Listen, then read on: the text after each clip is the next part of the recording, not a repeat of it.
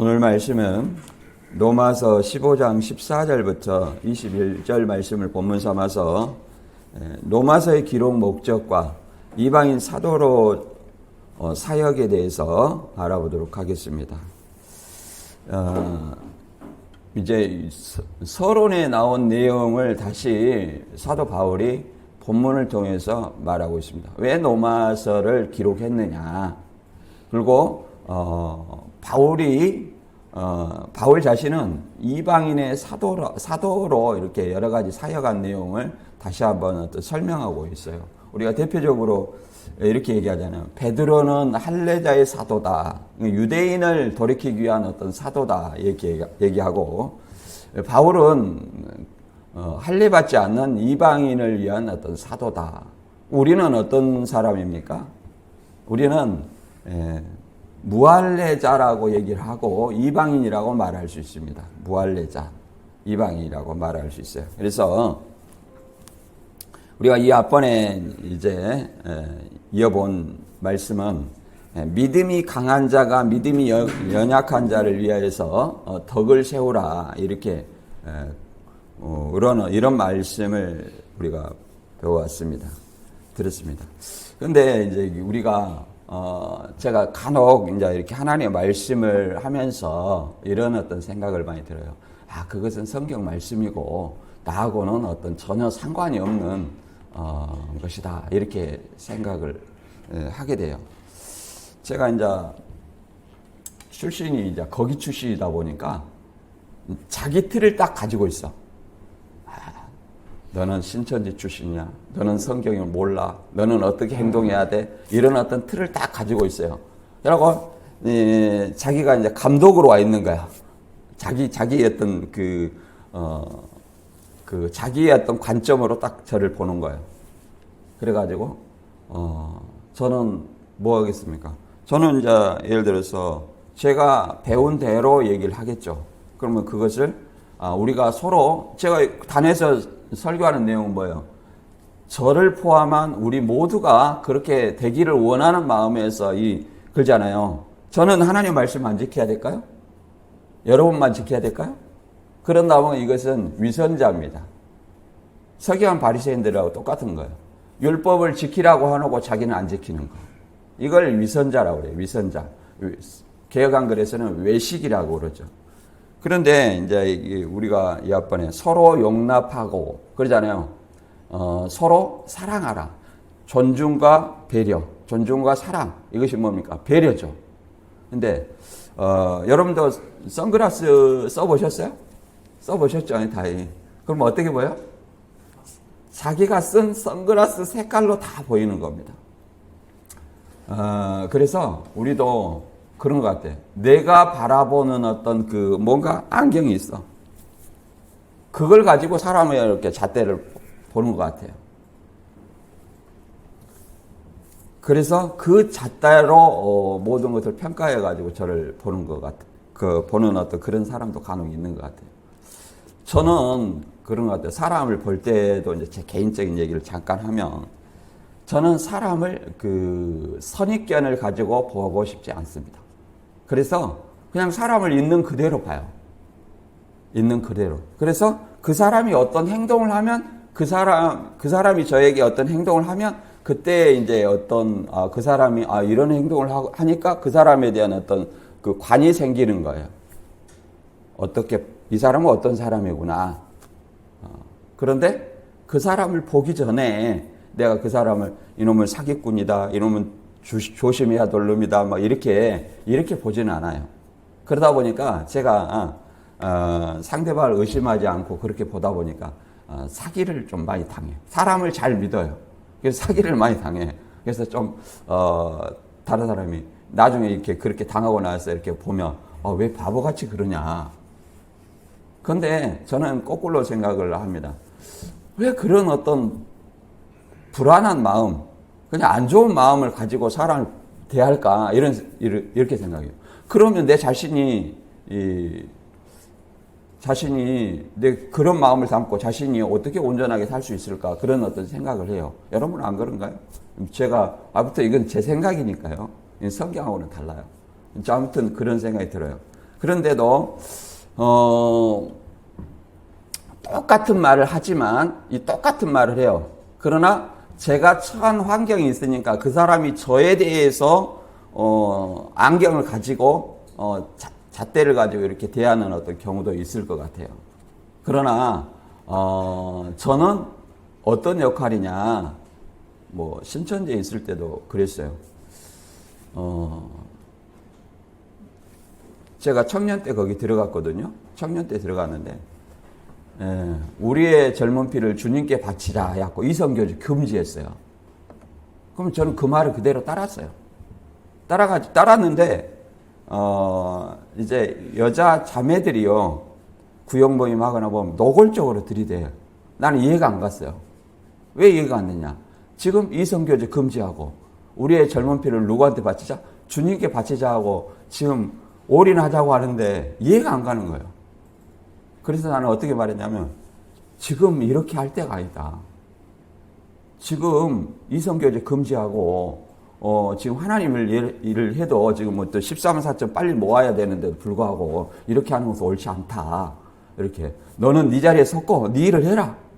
내게 가까이 하지 말고 이렇게 신천지 안에 살아왔거든요.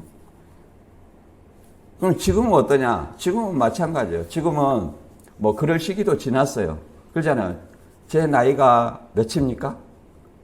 옛날로 치면 60이 다 돼가요. 60이. 옛날에는 60이 뭐예요? 지팡이 짚고 다닐 때요. 요새야 되니까 뭐 지금 뭐 이렇게 지팡이도 안 짚고 이렇게 옛날에 치면은 어떤 40대처럼 어떤 이게 살고 있는 거예요. 그러나 옛날로 보면 이렇게 지팡이 짚고 시골에 가면 노인정이 앉아 있어야 돼요. 그리고 환갑을 앞두고 뭐예요? 이제 환갑잔치를 왜 합니까? 많이 살았다.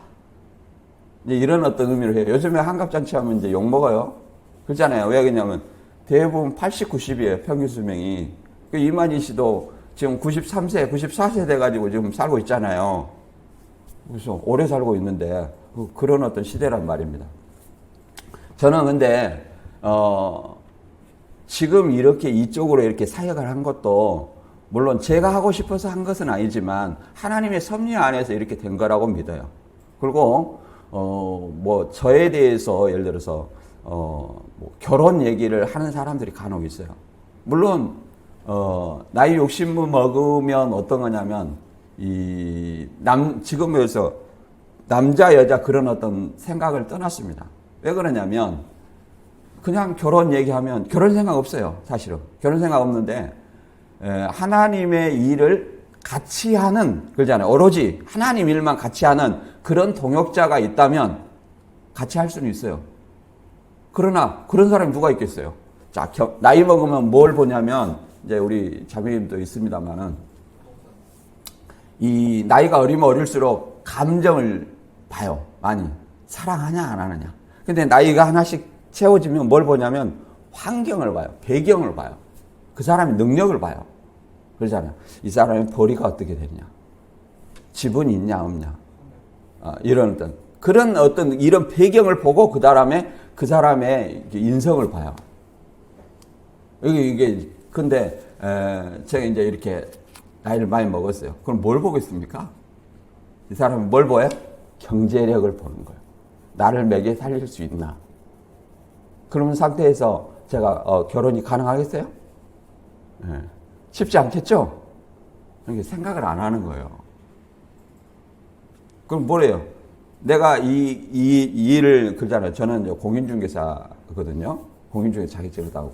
나는 그걸 하기를 원했어요. 근데 이 길을 들어서는 것은 내 자유로 된 것도 아니고 또 이렇게 도움을 바랬던 어떤 그런 분들이 이 길을 들어서게 했고 하나님의 섭리 안에서 내가 이 길을 하는데 오로지 이 사역만 생각해요.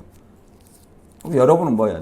내가 여러분을 볼 때 그 성도로 교인으로 보지 다른 걸로 보지 않아요. 그러잖아요. 근데 색안경을 끼는 어떤 가지고 선글라스를 가지고 그런 잣대를 대면 그냥 나는 뻥 찌는 거예요. 왜 저렇게 생각하지? 그런 사람이 있다 이 말이에요. 여러분들도 누구 어떤 사람을 볼 때 색안경을 선입견을 가지고 보지 말고 어떤 누구를 보더라도 그러잖아요. 그 자체로 봐야 돼요. 그러잖아요. 그 사람의 말과 행동을 한 후에 그 사람을 평가해야지 미리서, 그러잖아요. 재단하고 이렇게 평가하는 것은, 그러잖아요. 성경적이지 않아요. 열매로 그 나무를 안다 그랬죠? 그러잖아요. 이 니고데모가 예수를 유대인들한테 그랬습니다. 예수를 이렇게 유대인들이 평가를 하니까 우리 율법은 사람의 말을 듣고 그 행한 것을 알기 전에 그 사람을 판단하느냐 이렇게 얘기를 했습니다. 우리도 똑같은 어떤 입장이라고 생각을 해요. 그래서 여러분들이 저나 여러분이나 다 뭐예요? 하나 말씀 안에서 우리 자신을 비춰보고 고쳐 나가는 거예요. 고쳐 나가는 거예요. 뭐 하려고 여기 교회에 와 있겠습니까? 우리가 말씀으로 바로 잡아가서 그러잖아요. 근데 말씀이야. 나는 나고. 제가 이걸 전에도 많이 느꼈어요. 근데 우리 자신들이 그러잖아요. 말과 실수에 흠이 없으면 온전한 사람이라는 거예요. 그죠? 저도 말에 실수가 있을 수 있겠죠. 조심은 하지만 말에 실수가 있어요. 그럼 어떻게 해야 되겠어요? 저도 여러분이 실수를 하면 얘기를 할 거예요. 그러면 여러분도 뭐예요? 개인적으로 와서 얘기를 해도 되고, 공개적으로 하면 제가 좀 부끄럽기는 하겠죠. 그러나 그걸 수용을 해요.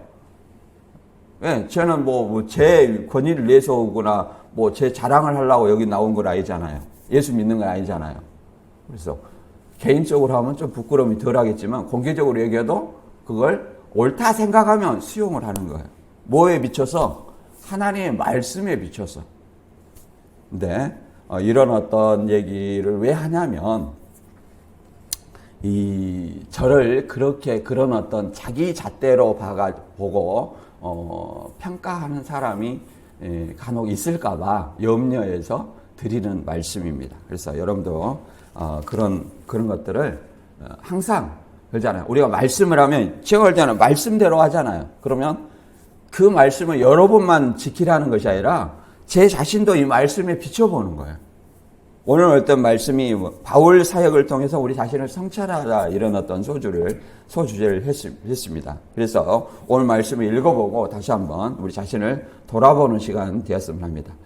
15장 14절에서 21절입니다. 내 형제들아 너희가 스스로 선함이 가득하고 모든 지식에 차서 능히 서로 권하는 자임을 나도 확신하노라. 그러나 내가 너희로 다시 생각나게 하려고 하나님께서 내게 주신 은혜로 말미암아 더욱 담대히 대량 너희에게 썼노니 이 은혜는 곧 나로 이방인을 위하여 그리스도 예수의 일꾼이 되어 하나님의 복음의 제사계정 직분을 하게 하사 이방인을 제물로 드리는 것이 성령 안에서 거룩하게 되어 받으실 만하게 하려 하심이라. 그러므로 내가 그리스도 예수 안에서 하나님의 일에 대하여 자랑하는 것이 있거니와 그리스도께서 이방인들을 순종하게 하기 위하여 나를 통하여 역사하신 것 외에는 내가 감히 말하지 아니하노라. 그 일은 말과 행위로 표적과 기사의 능력으로 성령의 능력으로 이루어졌으며 그리하여 내가 예루살렘으로부터 두루 행하여 일루리론까지 그리스도의 복음이 편만하게 전하였노라. 또 내가 그리스도의 이름을 부르는 곳에는 복음을 전하지 않기를 힘썼노니 이는 남의 터 위에 건축하지 아니하려 함이라. 기록된 바 주의 소식을 받지 못한 자들이 볼 것이요 듣지 못한 자들이 깨달으리라 함과 같으니라. 아멘. 여기도 그러잖아. 모든 지식에 차서, 그러면 장성한 자라는 거예요. 지식이 찼다는 것은 서로 권하는 자. 이게 서로 권해야 돼요. 우리가 온전한 사람이 아니에요. 그렇잖아요. 온전한 사람은 언제냐면은 온전하지 못하니까 우리 기독교 교리에 성화라는 개념이 있어요. 믿음 안에서 자라나는 거예요. 지식으로 자라나는 거예요. 오늘보다 내일이 나아야지. 내일이 가면 갈수록 뭐예요? 더 신앙이 저조하고 사람이 낮아지면 어떻게 그것이 발전이라 말할 수 있겠습니까? 그건 성화의 삶이 아니고 그리스도의 삶이 아니에요. 더 나아져야 된다. 그게 성화의 삶이에요. 그래서 서로 권하는 거예요. 그래서 서로 권하는 거예요. 왜? 우리가 온전하지 못하니까. 그러나 예를 들어서 항상 1대1로 그 다음에 두세 사람이 사랑하는 마음으로 권해야 돼. 사랑하는 마음으로. 무슨 말이 되죠? 사랑하는 마음으로 권해야 된다. 그리고 또 이 바울이 은혜로 말미암아 더욱 대량 너희에게 썼다 그 말은 이제 쓴 목적을 얘기하는 거죠. 쓴 목적. 그래서 복음의 이방인의 어떤 제사장이 되어 가지고 이방인을 제물로 드리는 것이, 그러니까 우리를 뭐예요? 전도하면 하나님의 제물이라는 거예요. 하나님의 제물. 하나님의 제물로 드리는 것이 성령 안에서 거룩하게 돼 받으실 만하다. 그러면 우리를 하나님의 어떤 제물로 이렇게 바치게 됐다는 거죠. 그래서 그 다음에 에루살렘으로부터 일루리곤까지 편만하게 나 이 말이 뭔 말인가 사전 찾아봤네. 편만하게 무슨 뜻이에요? 예, 이것도 한문이에요. 한문인데 편만하게라는 말은 충만하게 전해다. 이제 바울이 어떤 전도 활동을 얘기를 하는 거죠. 그리고 남의 터 위에 건축하지 않았다. 그 말을 이렇게 남의 터 위에, 이 터라는 것은 누가 이렇게 지어놓은데 자기가 짓지 않는다 그 말이에요. 이걸 복음을 얘기하는 거예요. 복음을. 다른 사람이 복음 전하는데 바울이 복음을 전한다는 거예요? 안 전한다는 거예요? 안 전한다 그 말이에요. 그래서 로마서의 편지를 쓴 것은 아무도 로마의 복음을 전하지 않았는데 이미 누가 있어요? 그리스도인이 있는 거예요.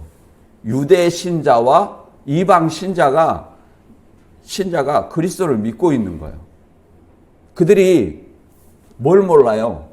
올바른 복음을 모르는 거예요. 올바른 복음을 모르기 때문에 이 로마서를 통해서 올바른 복음과 교회 안에서 신앙인들이 어떻게 생활해야 될 것을 설명하는 내용이에요. 그래서 이 로마서는 기독교의 교리의 핵심이라고 말할 수 있는 거예요. 굉장히 어떤 중요한 거예요. 저도 이제 신천지 출신이라 애엄만 했는데 이 로마서를 우리가 목사들은 공부를 하는 것이 다른 건 아니에요. 설교를 준비할 때 많은 은혜를 받습니다. 설교를 준비할 때. 그리고 나 자신을 돌아보는 거예요. 설교를 준비할 때. 그러면서 진짜 이게 기독교이구나. 이걸 내가 아는 거예요. 물론 이 로마서를 이 강해를 선택할 때 제가 이제 계시록을 하고 뭘 하고 이렇게 하다 보니까 어떤 생각이 어렵다는 거예요. 새로운 사람이 어렵다는 거예요. 그러다 보니까 좀 쉬운 걸 해라 해가지고 지금 로마서를 선택해가지고 강해를 하게 됐는데 로마서를 하면서 굉장히 은혜를 많이 받았어요. 이것이 기독교구나. 복음의 핵심이 예수구나. 이걸 제가 깨달았어요. 그래서 굉장히 은혜가 많이 됐습니다. 여러분은 은혜가 됐습니까? 다시 얘기하면 로마서 우리가 이 앞번에 15장 1절부터 13절까지는 믿음이 강한 자가 믿음이 약한 자를 위하여 덕을 세울 뿐만 아니라 성도의 머리 대신 그리스도께서 보이신 모범을 제시하심으로 성도가 서로 용납하고 하나님께 영광을 돌리라. 이렇게 교회를 뭐라고 합니까? 그리스도의 몸이라고 그래요. 그리스도의 몸. 그리고 그리스도를 또 교회의 머리라 얘기를 합니다. 그래서 우리 자신들은 항상 몸 안에 붙어 있어야 되고 몸 안에 지체로서 서로 다른 역할을 하는 거예요. 그래서 서로 예수님이 제자를 놓고 요한복음 17장에 떠나갈 때 어떤 기도를 했냐면 하나 되라 이렇게 얘기하는 거예요. 그 말은 바꿔 말하면 교회 안에서 분열이 있을 수 있다. 그러니까 마음을 서로 같이 해서 하나 되라는 이런 기도를 하는 거예요. 그리고 바울도 에베소에서 3년 동안 있었으면서 떠나가면서 많은 이리가 올 것이다. 미혹자를 얘기하는 거예요. 미혹자가 와서 너희를 분리시킬 것이다. 이런 얘기를 하는 거예요. 그래서 왜 그러냐면 이 교회라는 것은 항상 이 지상교회는 뭐라고 그래요? 전투하는 교회. 그래서 이기는 자라고 그러죠. 계시록에. 계속 이겨야 돼요. 대적한테 미혹자한테 이겨야 되고 내 자신에 이겨야 돼요. 차든지 덮든지 하라고 하잖아. 이런 어떤 마음에서 얘기해야 돼. 천상교회는요, 용이 하늘에서 땅으로 내쫓겼기 때문에 하나님 나라가 이미 이루었어요. 그래서 거기는 승리한 교회. 천상교회는 무슨 교회요? 승리한 교회. 더 이상 완전한 자라고 말할 수 있어요. 이 지상에는 모두가 불완전한 자라 말할 수 있어요. 그래서 서로 용납하고 서로 하나가 되라. 이걸 권고를 하고 있습니다. 이제 본문은 말 그대로 14장 14절부터 21절까지는 본서를 기록하게 된 이유와 이방인의 사도로서 자신의 사역을 이렇게 설명하고 있는 내용이에요. 그래서 그 내용이 예루살렘부터 이제 사도 바울의 어떤 복음을 보면 그 사도행전에 잘 나와 있습니다. 신천지에서 많이 있다 보면 사도행전을 안 읽는데 사도행전을 보면 굉장히 은혜가 많이 돼요. 사도행전을 보면 오순절 이후에는 이제 바울과 빌립의 사도, 빌립의 어떤 그 복음 전하는 어떤 그런 사역이 나오고 12장부터는 이제 바울이 본격적으로 사도행전의 9장에서 하나님이 바울을 일방적으로 선택하는 거예요. 바울처럼 택한 사람이 있습니까? 없어요. 바울처럼 하나님이 직접 택한 사람은 없어요. 그렇게 빛이 부드 바울아 바울아 왜 나를 핍박하느냐? 나는 내가 핍박하는 예수다. 이렇게 직접 택한 사람은 없어요. 다 마음에 작정하고 이 마음의 작정에도 누가 이끄는 거냐면 하나님의 섭리 안에 있는 거예요. 섭리 안에. 하나님의 저는 이제 신학을 하고 이렇게 하면서 하나님의 섭리라는 것을 믿어요. 하나님의 섭리. 우리가 여기 온 것도 또 내가 신천지 갔다 여기 온 것도 다 하나님의 섭리예요. 크게 봐서. 왜 그러냐면 이 야곱의 12아들 중에 요셉을 형제들이 시기해가지고 애굽에 팔았죠. 시기하고 팔았어요. 자꾸 꿈자랑하고 뭐 11별이 나한테 해와 달과 11별이 내게 절한다 하고 이렇게 하니까 시기해가지고 애굽에 팔았단 말이에요. 그러나 이거 7년 흉년으로 인해서 이 야곱의 가족들이 곡식이 없어가지고 애굽에 식량을 구하러 가가지고 다시 애굽으로 이주를 하게 됩니다. 요셉은 애굽의 총리가 돼가지고. 그런데 막상 형제들이 요셉을 만날 때 어때요? 내가 죽이려고 팔았던 그 누구를 만납니까? 자기 동생을 만난 거잖아요. 동생을. 그래 얼마나 마음에 찔렸겠어요.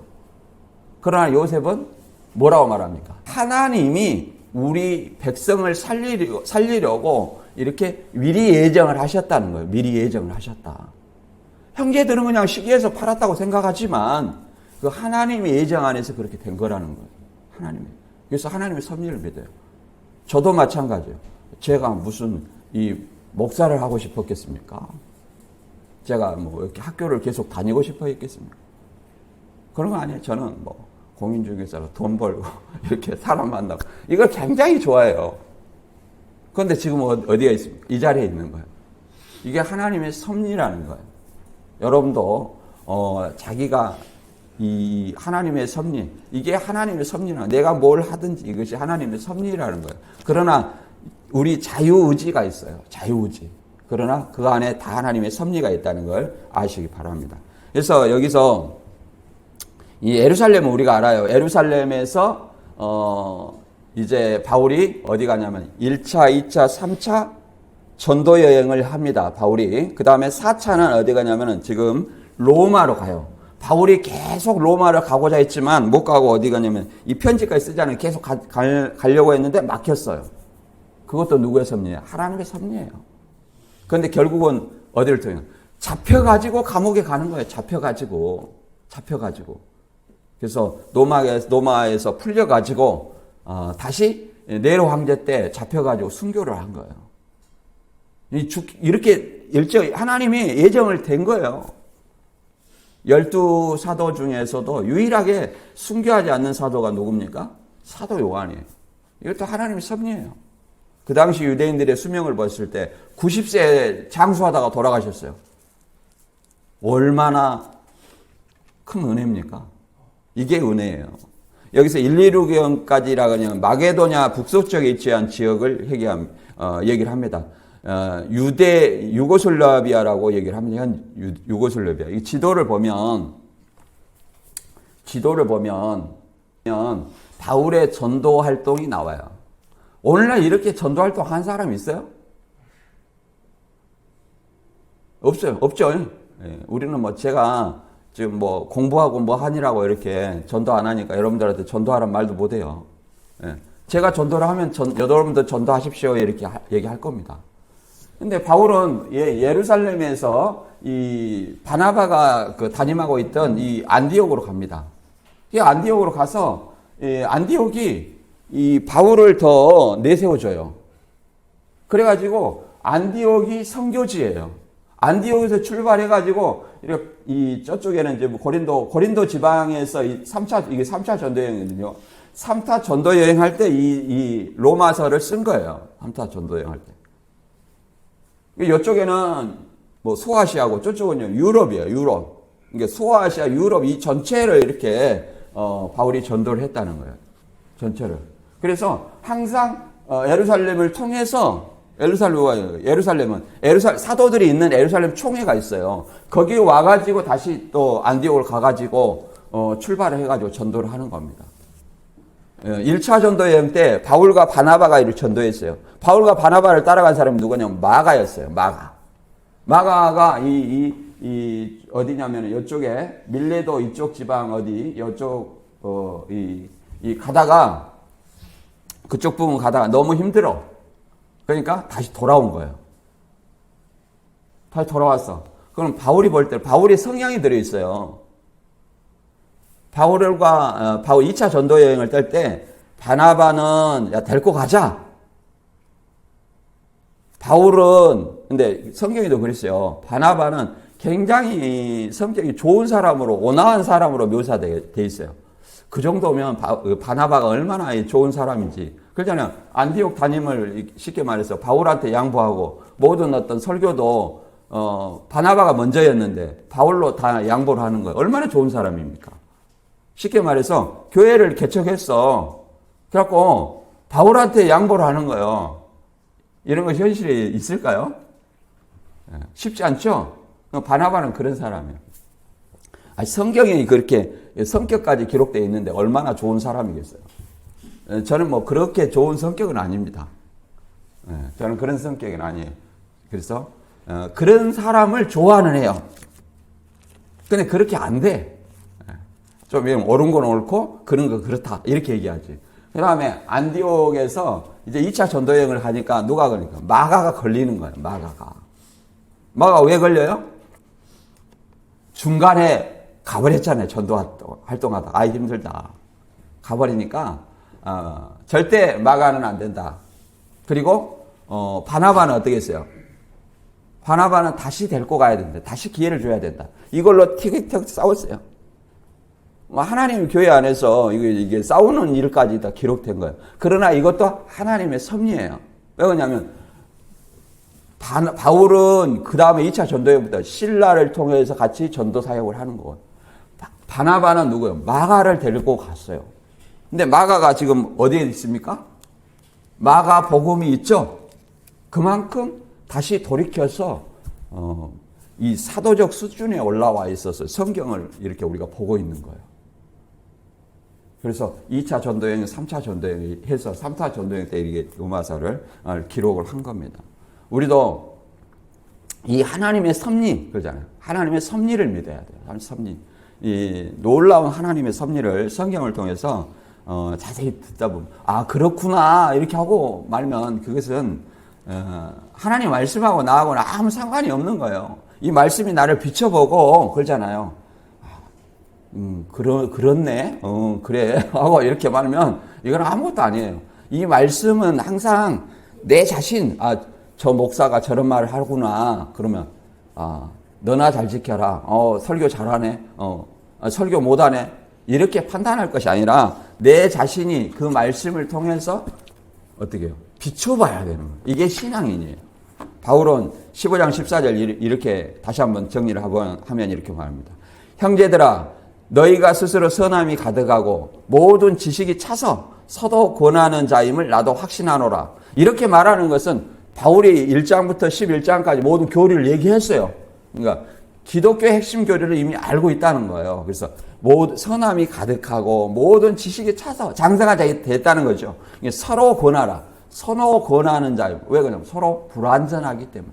서로 부족한 몸을 채워주고 권하라는 거예요. 그래서 나도 확신하노라. 이렇게 말합니다.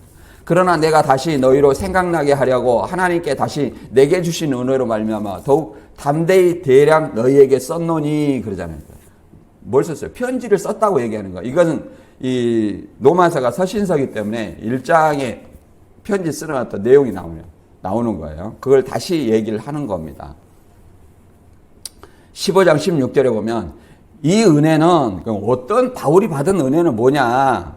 자, 바울이 받은 은혜는 뭐예요? 이방인의 사도로 부르심을 받았다는 거예요. 예를 들어서 저는 예를 들어서 이런 제안을 많이 받았어요. 신천에 나와서 그냥 신천지 상관하지 말고 조용히 교회만 운영하자. 그러니까 몇백억 어떤 자산가가 있었어요. 교회하고 조용히 신앙만 하자는 거예요. 아니면 신천지 상대하고 어떤 것이 여러분들은 더 편할 것 같아요? 조용히 교회만 운영하고 그걸 원했어요. 본인이 교회하고 다 재정 부담하고 조용히 교회만 하자. 그러나 나는 그거보다도 누가 이단에 미혹된 그 사람들이 더 불쌍한 거예요. 내가 신앙하는 목적이 뭐냐? 하나님이 저 신천지에서 나를 건져주신 것은 뭐냐? 그 사람들을 내 가지고 있는 어떤 능력을 통해서 한 사람을 건지는 것이 마땅하지 않느냐? 나 이런 생각을 통해서 그 제안을 받아들이지 못했어요. 그분이 제가 거절하니까 하는 말, 언제든지 생각 바뀌면 얘기하세요. 언제든지. 신앙은 나의 안식, 나의 평안 이걸 위해서 한다고 생각하지 않아요. 물론 요즘에 이제 그런 설교를 많이 하는 분들이 있습니다. 그냥 예수 믿고 구원 받았네, 평안하네 하고 이렇게 올 주일 잘 갔다 왔어요. 이렇게 이런 어떤 생활을 할 수도 있어요. 그러나 저는 그런 길을 선택하지 않았어요. 또 우리 수요 예배도 마찬가지죠. 수요 예배 우리 총무님하고 다른데 총무님이 좀 늦게 올 때도 있어요. 나 혼자 설교합니다. 많은 사람이 있다고 생각하고 설교를 해요. 왜냐면 여기 직접은 안 듣더라도 뭐가 들어요? 또 유튜브에 또 올리면 많은 사람이 또 들어요. 듣는다고 생각해요. 그리고 듣는 것이 그 듣는 사람만을 위한 것이 아니라 또 나를 위해서 또 설교하는 거예요. 왜? 하나님의 말씀은 늘 누구를 비춰봐야 해요? 자신을 비춰보는 거예요. 자신을. 그래서 여기서 바울은 이방인의 사도로 부르심을 받았다 생각하지만 저는 하나님이 신천지에서 나를 꺼내주신 것은 그 신천지와 같은 이단에 미혹된 그 사람들을 꺼내라고 나를 불러주신 것이 아니냐 이런 어떤 생각을 가지고 있었어요. 그래서 물론 시작은 피해자 가족들에 의해서 요구됐지만 그런 생각을 가졌기 때문에 저는 편한 길을 선택하지 않았어요. 여기도 마찬가지입니다. 그것이 바울은 은혜라고 생각해요. 저도 이걸 은혜라고 생각합니다. 이걸 하나님의 섭리라고 생각해요. 쉬운 길은 아니죠.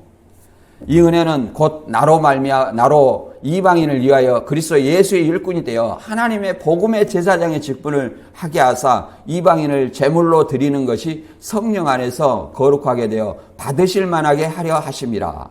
이방인을 제물로 드린다는 거예요. 성령 안에서 거룩하게 하여. 우리가 뭐라는 거예요? 예수 그리스도로 전도된 것이 이방인을 우리가 하나님의 제물이라는 거예요. 제물이라는 거예요. 구약에서는 진짜 산 짐승을 그냥 죽여가지고 제물로 드렸어요. 죽은 짐승으로 제사를 드렸어요. 이게 제물이에요. 흠없는 어떤 짐승을. 그런데 먼저는 바울이 제사장의 직분을 통해서 전도를 했다는 거예요. 우리는 어떤 거예요? 우리도 베드로전서 2장 9절의 말씀처럼 너희는 택하신 족속이 왕 같은 제사장이라 그럽니다. 그러면 이 제사장이 우리도 뭐예요? 저만 제사장입니까? 여러분도 같이 제사장입니까? 같이 제사장이에요. 천년 후에 천년왕국 때의 제사장은 통치하는 제사장이고 지금은 복음을 전하는 제사장이에요. 복음을 전하는 제사장. 그리스도의 아름다운 덕을 선전하는 어떤 제사장이다 이 말이에요. 우리는 제사장의 사명을 다 하고 있습니까? 그리고 이방인을 제물로 하나님께 성령 안에서 거룩하게 되어 받으실 만하게 하려 함이라 이렇게 말합니다. 그러면 이 제물이 뭐냐? 하나님께 받으실 그 전도되어서 그리스도를 믿게 하는 것이 하나님의 제물이라는 거예요. 이걸 이해하기 위해서 사도행전 10장 10절 사도행전 10장 10절. 예. 자, 읽어볼게요. 시작. 그가 시장하여 먹고자 하매 사람들이 준비할 때에 황홀한 중에 하늘이 열리며 한 그릇이 내려오는 것을 보니 큰 보자기 같고 내 귀에 메어 땅에 들이웠더라. 그 안에는 땅에 있는 각종 네 발 가진 짐승과 기는 것과 공중에 나는 것들이 있더라.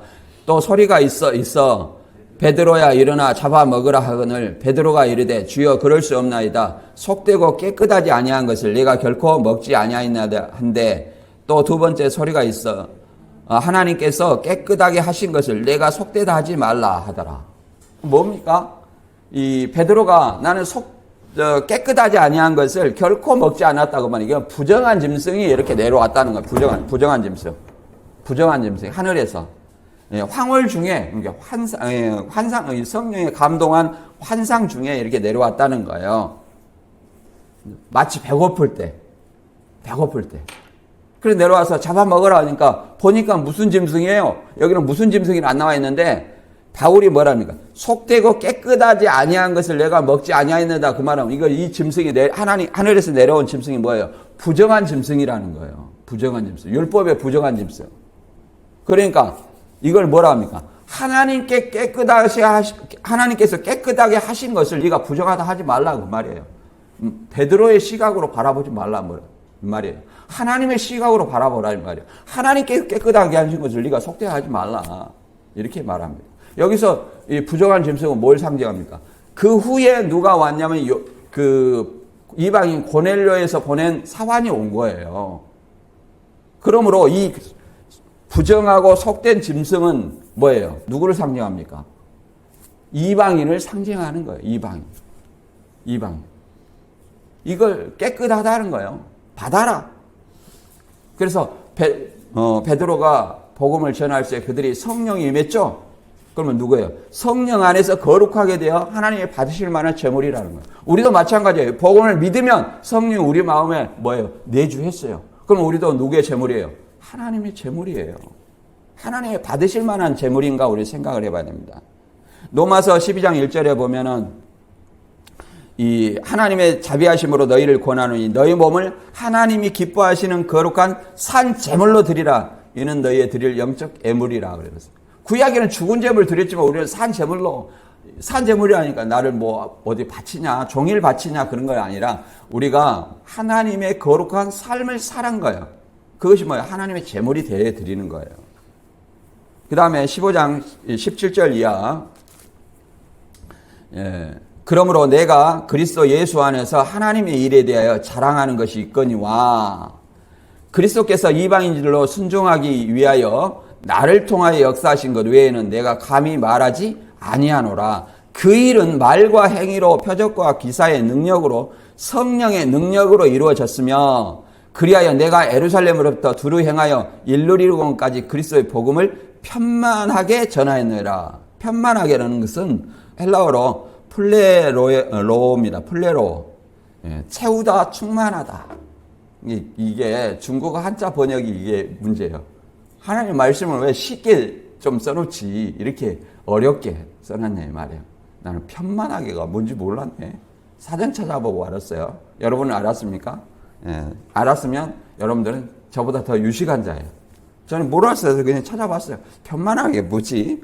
야, 채우다 충만하다는 뜻이구나. 그래서 쉽게 말해서 예루살렘부터 시작해가지고 일루리곤까지 지금은 유고슬라비아라고 얘기하잖아요. 거기까지 이 복음을 충만하게 전했다는 거예요. 충만하게 전하다. 자랑하는 거죠. 그래서 바울은 그리스도 하나님의 일에 대해서 자랑한다는 거예요. 다른 걸 자랑하지 않냐고. 십자가 외에는 자랑할 것이 없다고 얘기하잖아요. 하나님 안에서 하나님의 일이라는 것은 여기서 뭘 얘기하냐면 하나님의 일은 예수 그리스도를 믿는 것이다. 이걸 얘기하는 것이 아니라 하나님의 일은 여기서 하나님을 섬기는 것에 대해서 얘기를 하는 겁니다. 예수 안에서 하나님, 다른 번역본에는 대부분 하나님, 예수 안에서 하나님 섬기는 일에 대하여 자랑하는 것이 있거니와 이렇게 말합니다. 하나님 섬기는 것. 여러분은 하나님을 섬깁니까? 우리 자신을 섬깁니까? 예. 그리스도인들은 물론 내 자신이 중요하죠. 그러나 삶 속에서 어떻게 하든지 하나님의 영광을 위해서 사는 것이 뭐예요? 하나님을 섬기는 거예요. 내가 때를 따라서 복음 전할 기회가 있으면 복음을 전하고, 내 잘못된 것이 있으면 바로잡고, 이것이 뭐예요? 하나님을 섬기는 삶이에요. 그리고 나를 통해서, 바울을 통해서 역사하신 것 외에는 감히 말하지 아니하노라 하면서 그 말과 행위로, 바울의 말과 행위로, 그 다음에 표적과 기사의 능력으로, 성령의 능력으로, 여기서 표적과 기사 얘기를 합니다. 데살로니가 후서 2장 9절 이하에는 표적과 능력은 사단의 역사 이렇게 얘기했는데, 우리가 사도행전에 보면 항상 바울이 전도할 때 보면 어떻게 되냐면 유대인의 회당을 먼저 가요. 그 다음에 이방인한테 향합니다. 근데 이방인은 하나님을 알아요, 몰라요? 모릅니다. 그들은 뭐냐면 어떤 걸 섬기냐면 그리스 로마 신화에 나오는 그 신들을 섬기는 거예요. 어떤 12신들 그러잖아요. 그 다음에 황제 숭배를 하고 있었어요. 그런 신들을 섬기고 있었어요. 신전의 제사장을 통해서 섬기고 있었어요. 그랬을 때 자, 안전뱅이를 일으키고 그러잖아요. 또 뭐 눈이 어둡게 하고 이런 어떤 것들을 합니다. 이런 걸 통해서 뭘 전하냐면 그리스도 예수를 전해요. 그러니까 하나님도 표적과 기사를 통해서 역사를 합니다. 그러면 이것이 하나님의 표적과 기사인지 사단의 표적과 기사인지 우리가 어떻게 알 수 있느냐.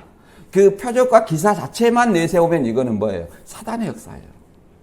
그러나 표적과 기사를 통해서 누구를 내세우면, 자기가 아니라 그리스도를 내세우면 이것은 뭐예요? 하나님의 역사라는 거예요. 하나님의 역사.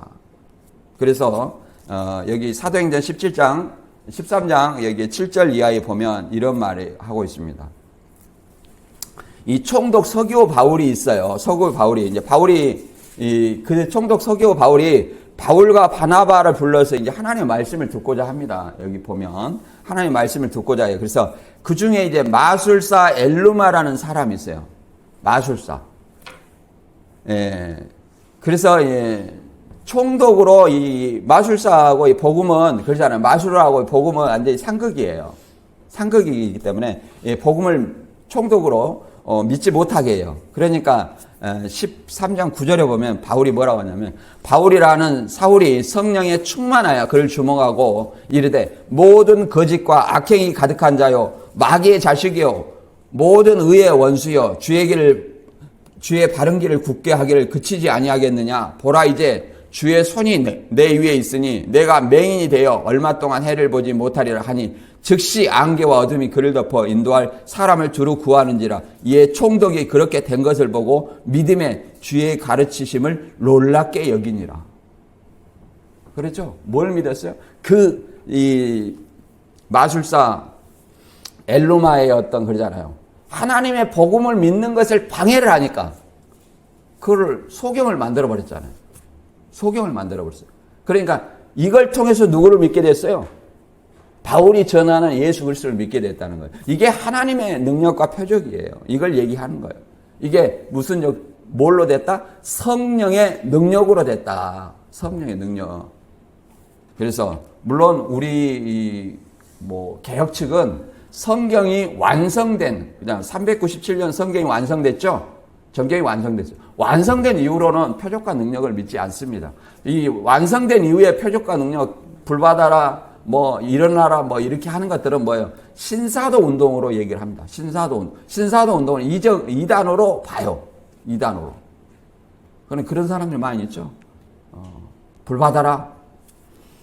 주일마다 불받으라. 모일 때마다 불받으라. 성령의 불받으라는 거예요. 그러면 목사가 성령 주는 사람입니까? 목사가 성령 줘요? 그렇지 않습니다. 목사는 복음을 전하지 성령은요, 복음을 믿는 그 사람에게 하나님과 예수님이 주시는 거예요. 무슨 말이 이해된가요? 하나님과 예수님이 주지 목사가 성령을 주지 않아요.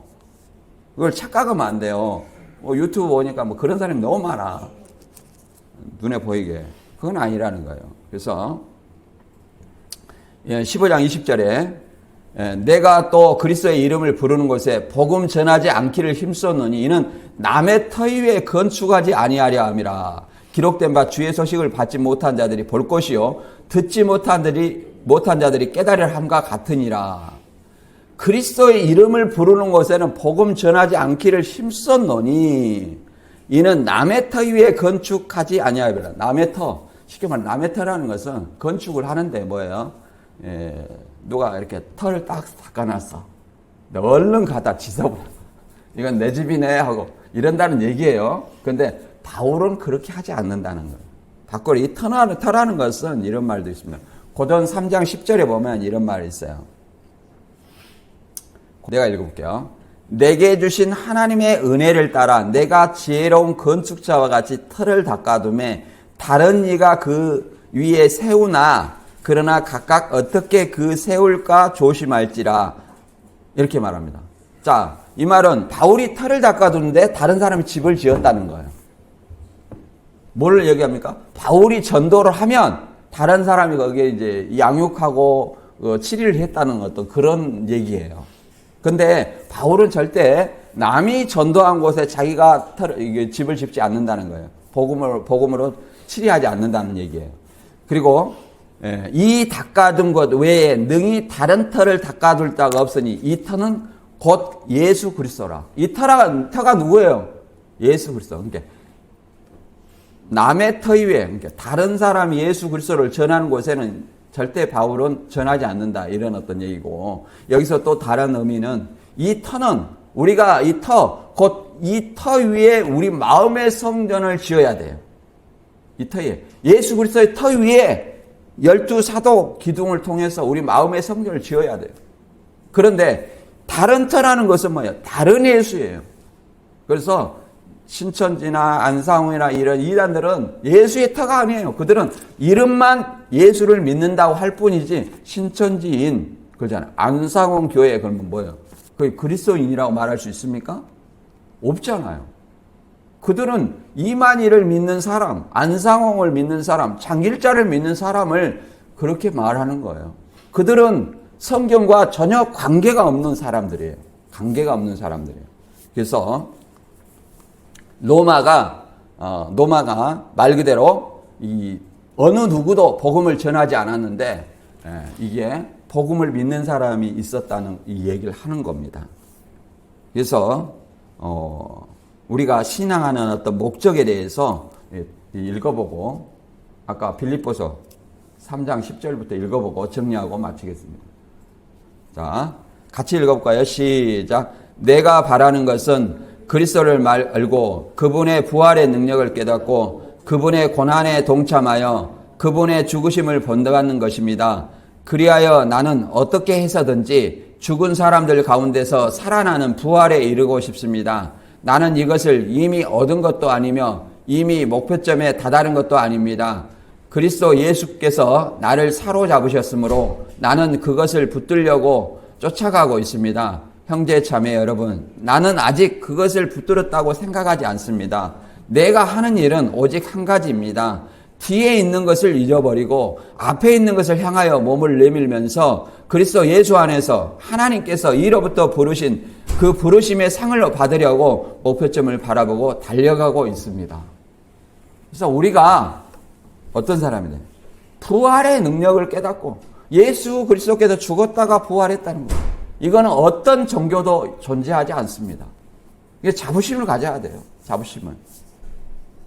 그 고난에 동참한다는 것은 예수님의 십자가를 얘기하는 거예요. 그러면 우리가 죽어야 되냐? 그걸 얘기하는 거 아니에요. 자기의 십자가를 지고 자기를 쫓으라는 것은 복음을 믿을 때 어떤 고난 이런 것들을 십자가를 우선 이 믿음을 우선시하고 그 다음에 자기 생각보다 누구 생각? 하나님의 생각을 우선시하라는 얘기죠. 그 세상 일할 때 그런 얘기를 하라는 건 아니에요. 자기 하나님의 신앙 안에서 생각할 때 내 생각이 우선이 아니라 누구 생각? 하나님의 생각. 이게 우선이라는 거예요. 신앙 안에서. 그러잖아요. 날마다 자기를 부인하고 자기 생각으로 잣대를 하지 말라는 얘기예요. 베드로가 예수님 십자가 죽으려고 하니까 뭐래요? 주여 그리마옵소서. 절대 이 일이 주님한테 미쳐서는 안 되겠습니다. 아 그래 고맙다. 네가 나 죽지 말라고 이렇게 생각했는데 얼마나 감사하냐. 이렇게 얘기했습니까? 아니라는 거예요. 인간적으로 보면 베드로가 얼마나 고마운 사람이에요. 주님 죽으면 안 됩니다. 누가 그 죽는데 잘 죽었다고 얘기했죠. 빨리 죽으세요 이렇게 얘기하겠습니까? 그러잖아요. 안 된다는 거 인간의 생각으로 얘기하는 거예요. 그러나 예수님은 그런 베드로에게 사단아 내 뒤로 물러가라. 복음을 방해하는 자에게 사단이라고 하는 거예요. 그래서 자기 생각을 부인하고 주님을 쫓으라 얘기를 하는 것입니다. 우리도 그렇잖아요. 죽은 사람 가운데에서 어떻게 해서든지 부활에 이르려고 싶습니다. 우리의 소망은 뭐예요? 마지막 때 부활이에요. 마지막 때 예수 그리스도 재림하실 때 부활의 능력에 참여하는 거예요. 우리는 예수 그리스도가 지금 현재 온다면 죽은 자의 부활의 능력에 같이 참여하는 거예요. 우리가 예수님과 같은 부활체로 참여하는 거예요. 그래야 해서 영생의 능력을 바라보고 사는 겁니다. 그래서 이렇게도 얘기를 하죠. 아직 그것을 붙들었다고 생각하지 않은 겁니다. 뒤에 있는 것을 잊어버리고 그냥 뒤에 있는 걸 지나가는 것을 붙들려고 생각해서 참 이러는 거예요.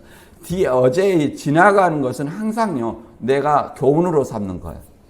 앞에 있는 것을 생각을 해야 돼요. 그래야 발전이 있는 것이지 자꾸 어제 있는 걸 미련을 가지고 생각을 하면 그거 어떻게 되겠어요 사람이.